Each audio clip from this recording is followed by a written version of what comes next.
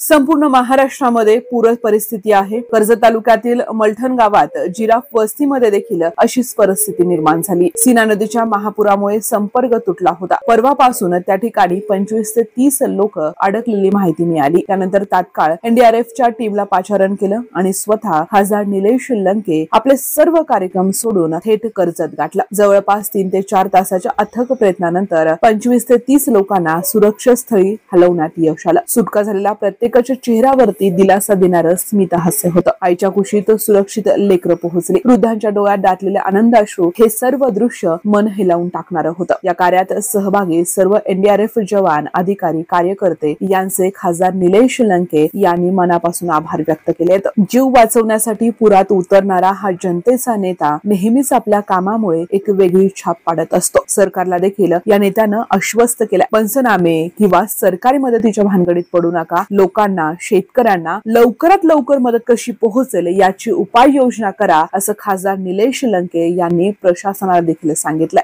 आपल्या नगर दक्षिण मध्ये देखील पूर परिस्थिती निर्माण झालेली आहे आणि या सर्व शेतकऱ्यांच्या संघर्षामध्ये खासदार निलेश लंके त्यांच्या सोबत ग्राउंडला या ठिकाणी उतरलेले आहेत।